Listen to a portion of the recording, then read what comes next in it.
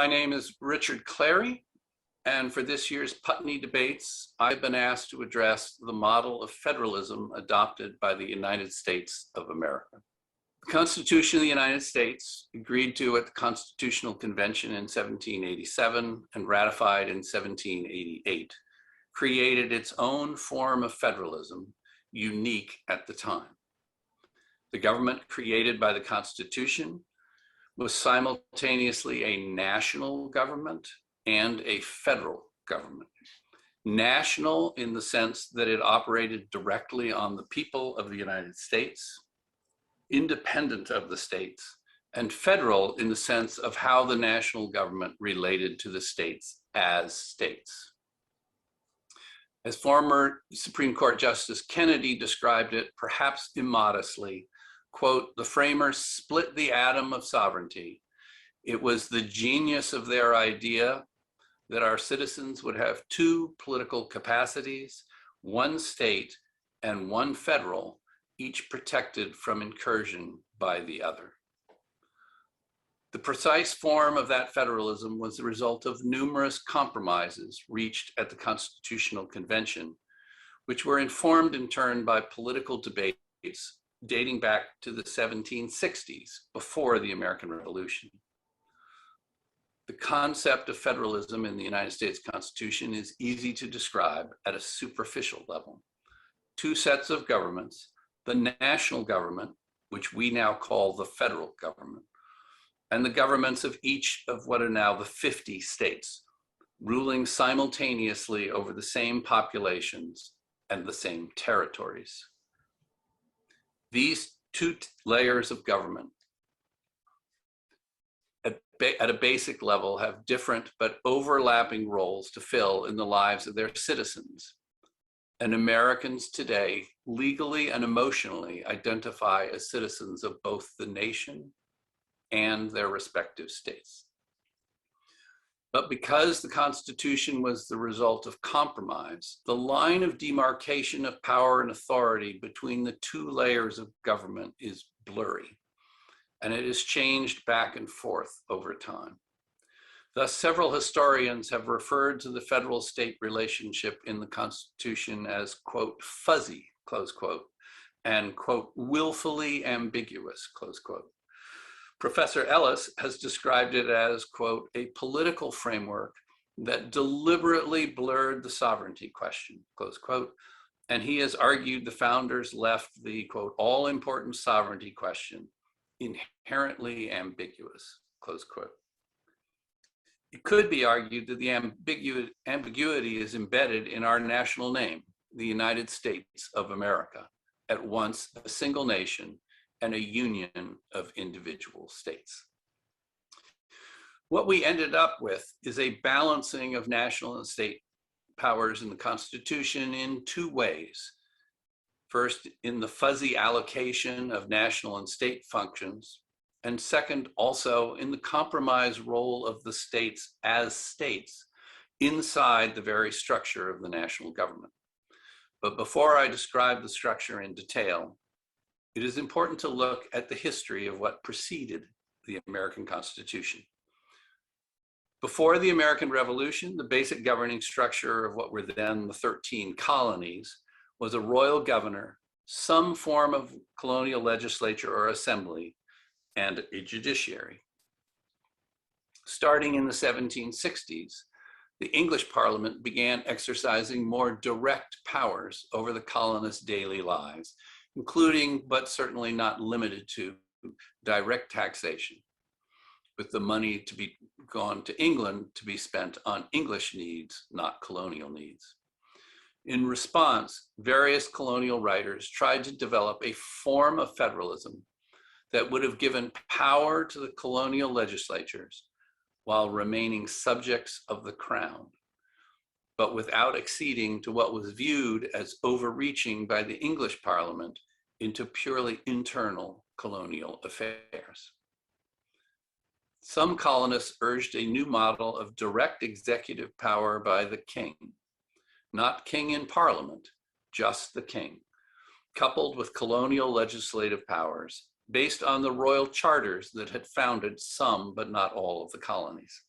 Under this theory, at least some of the colonies belonged to the crown, but not to England, and thus Parliament, as England's legislature, had no role to play in colonial governance. Other colonial writers drew analogies to the relationship of England and Scotland. Not the 1707 Act of Union version, representing a full merger that colonists, especially those with Scottish roots, viewed as unfortunate, but the version described as the Union of Crowns under James I of England, James VI of Scotland, with a common executive in the king, but independent legislatures and courts. The preferred model for these colonists was a, quote, federal union, close quote, not an, quote, incorporating union, close quote. And various other colonial proposals can be summarized as suggesting multiple layers of authority divided along subject-specific lines, loosely described as internal government for the colonial legislatures and external government relating to the empire through Parliament. Needless to say, all of those efforts met with substantial resistance from England. In the minds of the colonists, the English Parliament, an increasingly disliked form of distant central government, was overreaching into purely colonial affairs more and more. Ultimately, the 13 colonies rebelled through the Declaration of Independence, forming 13 sovereign and independent states. The Declaration was in the name of, quote, the 13 United States of America, close quote, a collective description rather than a country, and was signed by each of the states individually through their own representatives. Initially, the states formed the Continental Congress solely to coordinate interactions with England and to centralize the war effort. Each of the 13 states was equally represented. The Continental Congress had no power to deal directly with the citizens of the states on any subject. The Articles of Confederation followed, written in 1777, but not fully ratified in 17. It was effectively a treaty among the 13 sovereign states, a self-described, quote, firm league of friendship, close quote. The United States of America was explicitly described as a confederacy. The states under the Articles of Confederation retained all sovereignty, freedom, and independence, and every power, jurisdiction, and right which is not by this confederation expressly delegated to the United States in Congress assembled. What passed for a national government under the Articles of Confederation, the Congress assembled, as it was called, had no executive and no judiciary. The legislature was based on one state, one vote. There was no ability for Congress to deal directly with citizens, and Congress, in fact, had no real coercive powers over the states either. The only powers delegated to Congress were foreign relations and the war. It is worth noting that even this form of government can be described as federalism, but federalism in an older form. Independent sovereigns coming together by agreement or treaty to form a highly limited form of government to conduct specific duties under the controls of the sovereigns that created it. The member states stood as the actual governance between the Confederation and the individual citizens. It is also worth noting that at the time of the Articles of Confederation, there was very little national identity.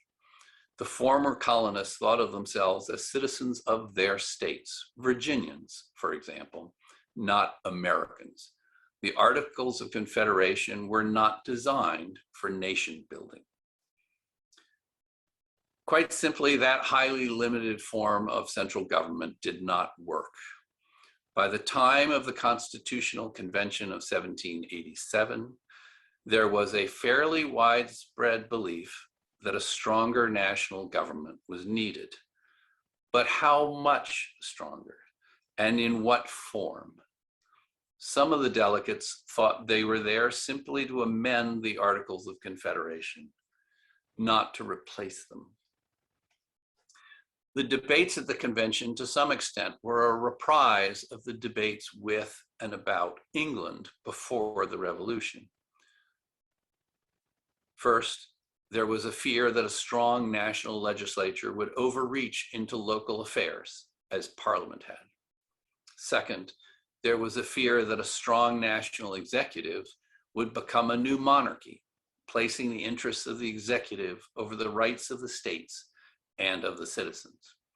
And third, there was a fear that the states would lose their sovereignty through an incorporating union, as some believed had happened to Scotland in 1707. But a new fear was also introduced at the convention. The fear on the part of the smaller states that the larger states would have greater representation in a national government, and therefore could use the national government to run roughshod over the rights of the smaller states. It's worth emphasizing that both sides of the debate still wanted some form of federalism, but the faction that seized the title of Federalists with a capital F wanted a strong and independent national government, along with more limited state governments, a truly new form of federalism. And the faction left with the misleading title of Anti-Federalists wanted a limited national government and strong state governments, the old form of federalism as federal union, not as incorporating union. Put more simply, the Federalists with a capital F were nationalists, and the Anti-Federalists were confederationalists, concepts that would raise their head again in the lead up to the American Civil War, where under the cry of states' rights, the Southern states created the Confederacy, while the North fought to preserve the nation, which they called the Union.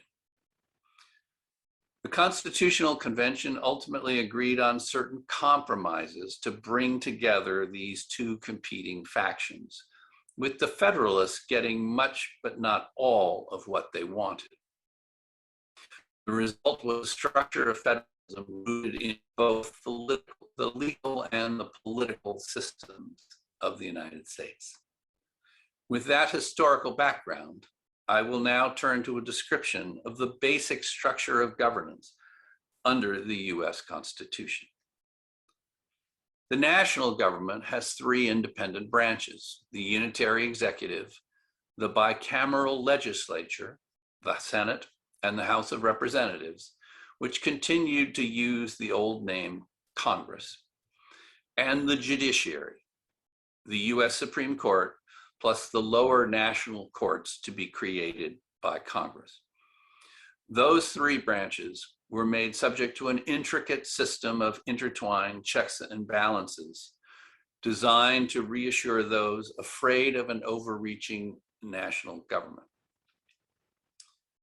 In addition, each of the 50 states also has an executive, a legislature, and a state judiciary. Each of the 50 states has its own constitution in addition to the national constitution. Each state has its own state laws created by legislation and common law developed by the state courts, which are in addition to national, or what we call federal, law. Both the national government and the state governments have direct relationships with their citizens. As I noted before, Americans now consider themselves to be citizens of the United States and citizens of their state.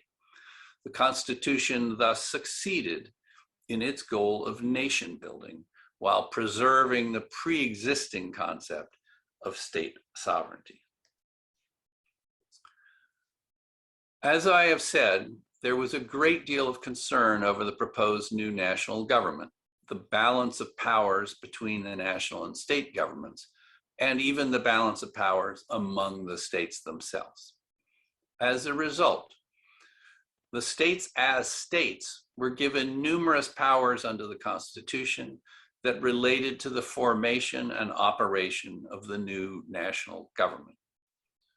For example, while the Constitution famously recites at the beginning, "We the people," the ratification process reflected the ongoing role of the states. The Constitution had to be ratified on a state-by-state basis. Even today, amendments to the Constitution need to be ratified state by state, not by any kind of national referendum. The states were also assigned an important role in the election system for the national government. First, in the House of Representatives, the lower chamber of Congress. The number of representatives allocated to each state, which we call the congressional districts, is based on the decennial census, attempting to achieve rough proportional representation among the states and across the districts based on population. But each state government draws and redraws the congressional districts within that state after every census. Second, the Senate, the upper chamber of Congress, consists of 100 members, 2 from every state, without regard to the disparate sizes of the states. This was one of the compromises of the Constitutional Convention to protect the smaller states. Third, as has been the subject of extensive analysis after the 2016 and 2020 presidential elections, even American presidents are elected through a state-by-state process, the Electoral College, rather than a direct national popular vote. Each state is assigned a number of electors equal to the total of its congressional delegation, its number of representatives in the House based on comparative population, plus 2 for its senators, another overweighting of the power of the smaller states. While the electors were originally envisioned to be wise, accomplished, independent men selected for the purpose by each state's legislature, as the system works today, the candidate who wins the majority of popular votes in that state gets the votes of all the electors for that state. Fourth, national elections are actually run by the state governments, and the officials of each state certify the results of national elections. This distribution of powers has led to substantial concern that some states are attempting to improperly influence national elections through results-oriented redistricting, what we call gerrymandering, and restrictive voting requirements. The states as states were assigned important roles in the functioning of the national government, and the sovereignty of the states was a defining aspect of the structure of the Senate and of the Electoral College to elect the national executive. Now, of course, the Constitution did give robust powers and spheres of authority to the new national government, far more expansive than under the Articles of Confederation. Those powers operated independently of the states and directly on the inhabitants of the country. Enumerated powers included taxation, import and export duties, creation of currency, war and peace, international relations, the ability to create national armed services, an army and a navy, and to call forth the state militias when needed by the central government. These were just some of the many new powers granted to the new national government. Importantly, the Commerce Clause of the Constitution gave the national government, in particularly Congress, the power to regulate both international commerce and commerce within the United States, referred to as interstate commerce. The Constitution also had some more vague provisions, such as the Necessary and Proper Clause, Congress was given the power to make all laws, quote, necessary and proper, close quote, to carry out the enumerated powers vested in Congress. And the president, as executive, was given the broad and largely undefined power to, quote, take care that the laws be faithfully executed, close quote. Also importantly, in Article 7 of the Constitution, the Supremacy Clause made the Constitution, laws, and treaties of the United States, the federal law, the supreme law of the land, preempting any state constitution or law to the contrary. And under Article 3, the Supreme Court was made the final arbiter of any disputes between federal law and the Constitution, or between state law and either federal law or the Constitution.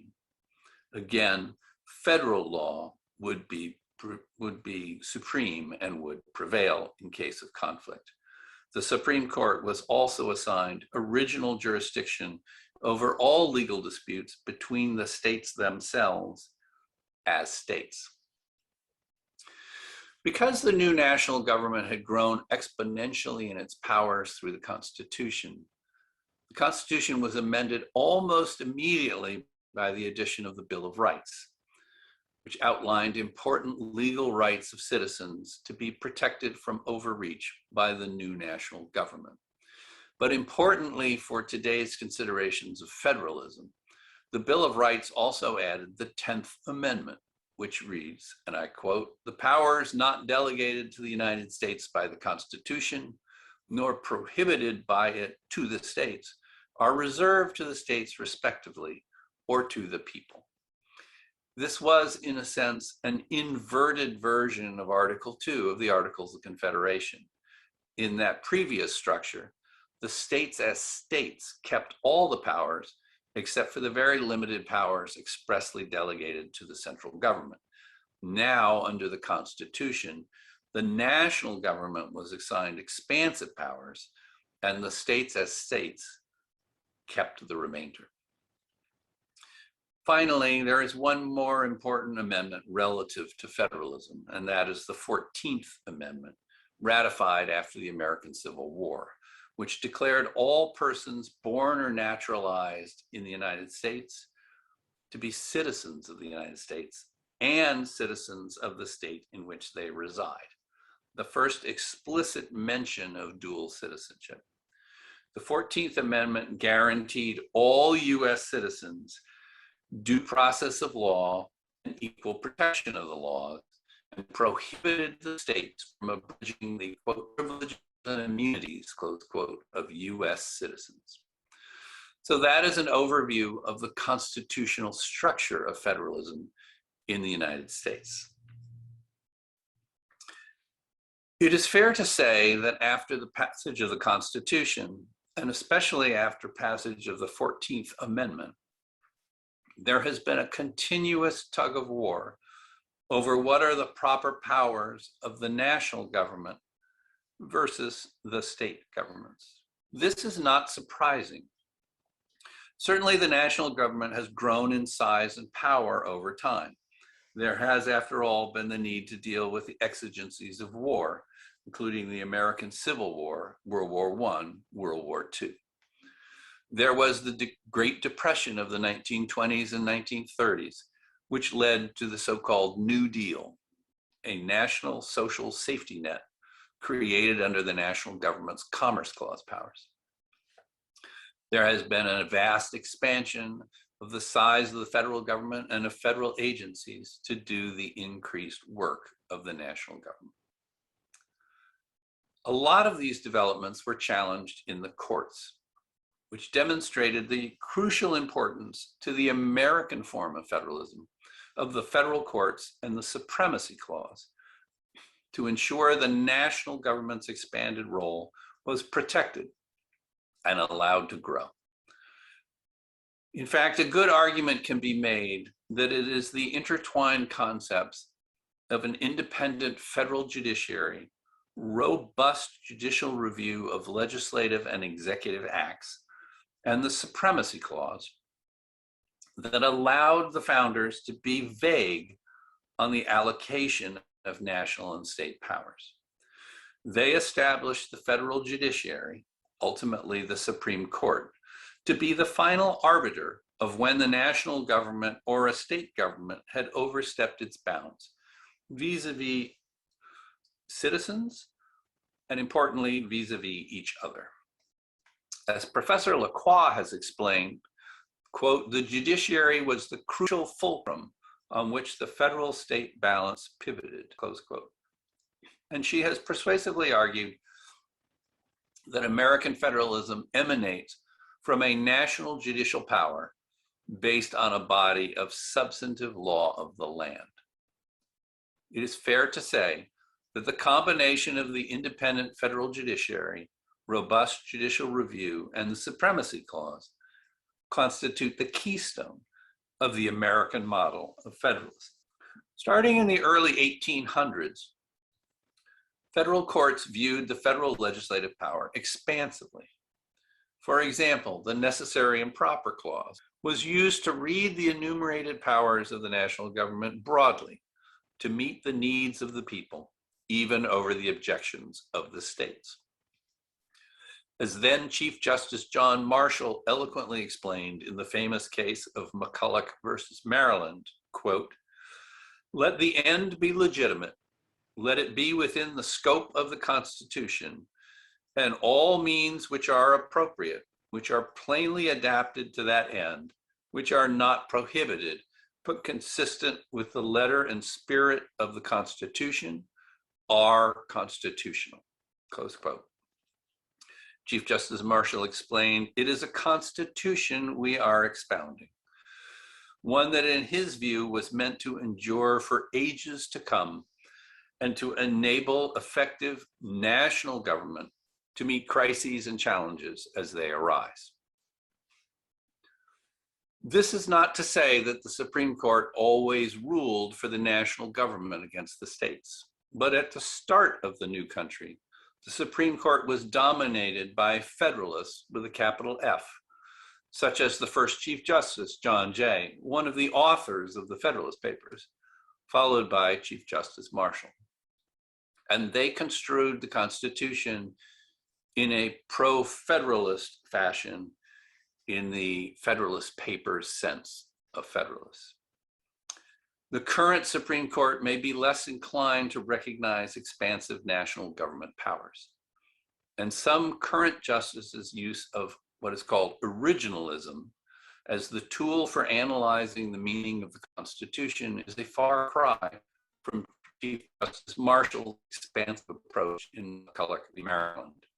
But certainly the Supremacy Clause and vigorous federal judicial review played critical roles in making the national government effective in the American system of federalism, especially at the start. In order to draw lessons from the American form of federalism, it is useful to look at some of the key fault lines that have developed between the national and state layers. I have selected two areas that have been of particular controversy within the US system of federalism over the years, and then help show the arc over time of how the federal-state balance has shifted. The first area relates to economics and regulating the flow of commerce.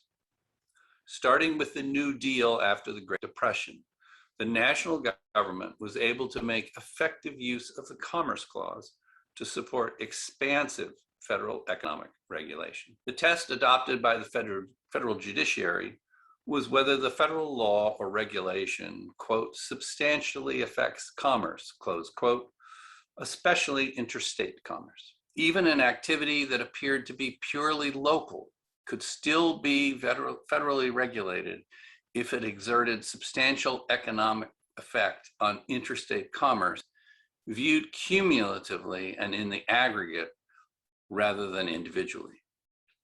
Federal economic regulation was presumptively constitutional if it had a rational basis. Thus, the Supreme Court upheld the New Deal which has been described as federal power unleashed.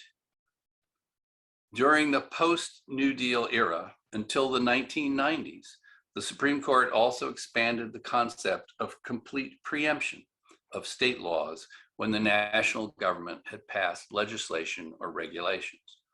And the Supreme Court utilized the so-called dormant Commerce Clause to prevent state interference with national interests in interstate commerce.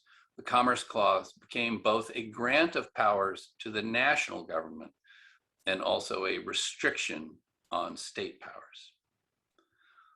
Another area of ongoing conflict between the national and state governments has related to civil rights, including voting rights.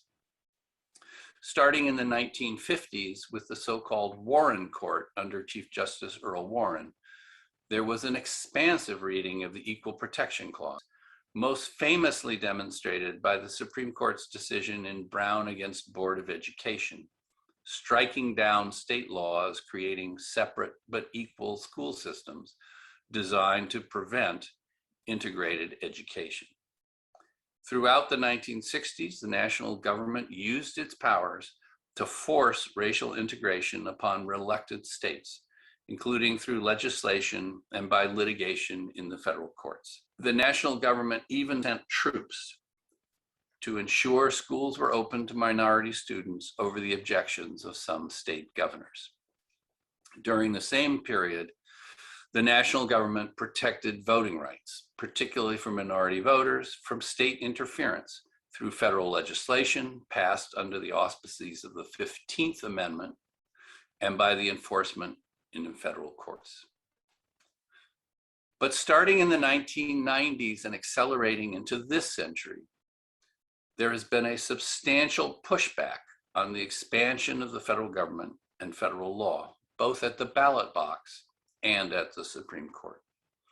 The ballot box issues are well known: the rise of the so-called Tea Party movement and subsequently the so-called MAGA movement, emphasizing states' rights and fear of overreaching national government. Campaigns to shrink the size of the national government, repeal of federal agency regulations in the areas of energy, environmental protection, climate change, consumer protection. The familiar debate over the proper size and role of the national government versus fear of national government overreach has just occurred again in connection with the recently passed infrastructure bill and will be repeated during the upcoming fights over how to pay for it. We are also seeing these issues play out in court now over COVID vaccine mandates. The attempt by the Biden administration to use vaccine mandates directed at all companies engaged in interstate commerce to bring the entire country out of the pandemic. They're being challenged in court by some state governors who argue that the states, not the national government, should regulate health issues and that individual autonomy should override national needs. Both sides invoke their duty to protect their citizens. The Supreme Court of late has even resurrected the 10th Amendment. Once viewed as essentially a truism, the states get whatever power was not given to the national government or the people. The 10th Amendment has recently been used to strike down federal legislation perceived as impacting state sovereignty, such as laws that, in the court's view, commandeer state officials to implement the federal government's regulatory goals.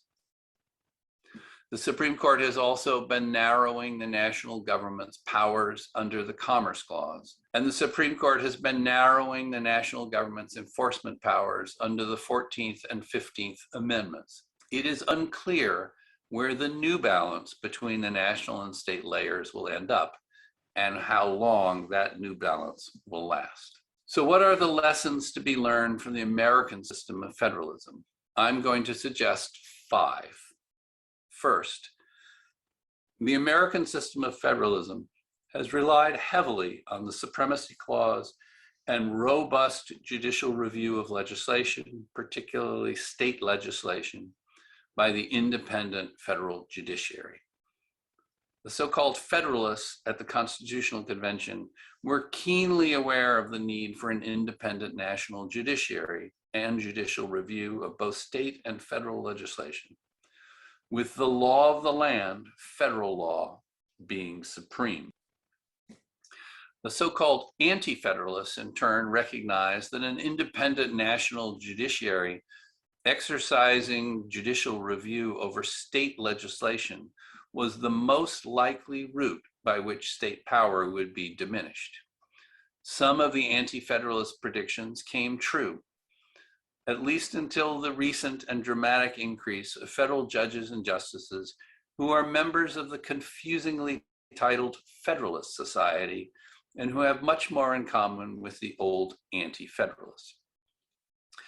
Nations that do not have a well-established and respected tradition of independent judicial review may have a hard time following the American path unless they can identify an alternative, independent final arbiter whose decisions on the lines of power between the layers of government will be accepted. Second, it would be useful to have clearer lines drawn between the areas of power for the national government and the areas of power for the states. Our founders allowed a murky set of concurrent, overlapping national and state powers only by ensuring federal law was supreme and federal judges would rule on any federal state or even state-state disputes. While that approach has largely worked, it has resulted in shifting views over where the line should be drawn as judges have changed. Brighter lines could produce greater consistency over the long haul.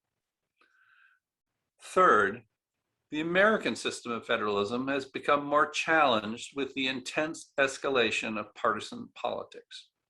The principal battles today are between a president of one party and governors of another party.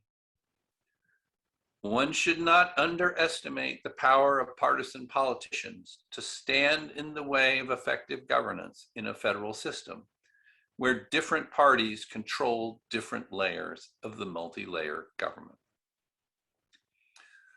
Fourth, in the US Constitution, the compromise in the creation of the Senate, treating each of the states as equal, regardless of population size or economic power, has created an ability for smaller states to stymie the national government. In creating a new federal system, it would be important to identify potential structural roadblocks in advance and hopefully either avoid them or at least reach clear agreement on the values that they serve. Some legal scholars in the United States have recently argued that having vertical checks and balances between the two layers, rather than embedding the checks inside the structure of the national layer of government itself, as our founders did with the Senate and the Electoral College, might be a better solution. Fifth, and I would argue most importantly, to be successful, there must be a spirit of federalism, mutual forbearance and self-restraint, political cooperation and accommodation. That is what our founders envisioned, or at least hoped for, in the Federalist Papers. Without that, any system of federalism can easily become bogged down in disputes between the competing layers of government, as we are unfortunately witnessing in the United States today. Thank you for listening to this lecture, and I look forward to participating in the debates.